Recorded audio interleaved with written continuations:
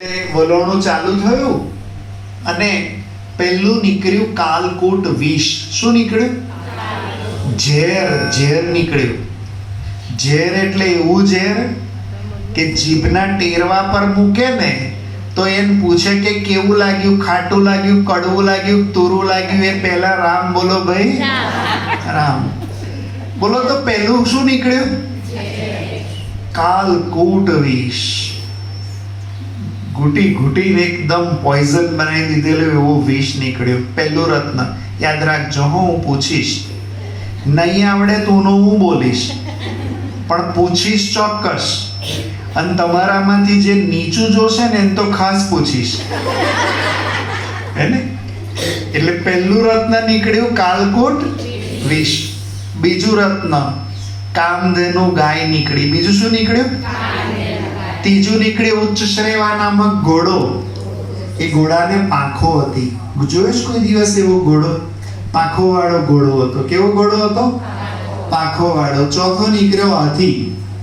હાથી કાઢવો સહેલો છે દરિયામાંથી, અને એમાંય વલોણું કરીને, હે ને? આ મનનું વલોણું ચાલુ થયું. સમજતા જજો.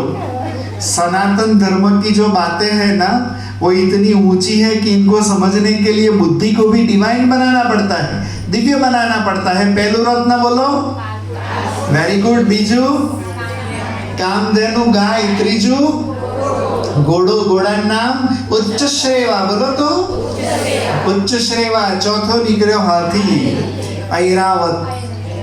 कहते हैं समुद्र मंथन के दौरान हाथी निकला और हाथी इंद्र ने ले लिया. इंद्र ए लई लीधो. પાંચમું નીકળ્યું કલ્પવૃક્ષ. શું નીકળ્યું? છઠ્ઠું નીકળ્યું કૌસ્તુભ મણિ. કૌસ્તુભ મણિ નીકળ્યો. સાતમું નીકળ્યું અપ્સરા. અપ્સરા નીકળી. એનું નામ રંભા હતું. શું હતું? રંભા. આઠમાં નીકળ્યા લક્ષ્મીજી. કોણ નીકળ્યું? લક્ષ્મીજી. પછી નીકળ્યા તો કે વારોણી. વારોણી એટલે શરાબની બોટલ. શરાબની બોટલ નીકળી સમુદ્ર મંથન કરતા. અને હું તમને કહું, આમાંનું જે હું બોલું છું, સિક્વન્સ બોલું છું, તમે ગૂગલમાં ચેક કરજો. આ મેં સ્ટડી કર્યું છે, અને પછી આ બાબાના જ્ઞાનમાં કેવી રીતે આને જોડી શકાય એ ખરેખર મનના મંથનની વાત છે. તો નીકળી શરાબની બોટલ. પછી નીકળ્યો ચંદ્રમા. શું નીકળ્યો? પછી નીકળ્યું પારિજાતનું ફૂલ. શું નીકળ્યું? પછી નીકળ્યો પાંચજન્ય શંખ. એ કૃષ્ણના હાથમાં છે. અને પછી નીકળ્યા ધન્વંતરી દેવ. ધન્વંતરી દેવ નીકળ્યા આજાન બાહુ. એમના હાથ હતા ને આપણા ઘૂંટણા સુધી, આમ લાંબા લાંબા હાથ અને ઘૂંઘરાલે બાલ. એવા ધન્વંતરી દેવ નીકળ્યા.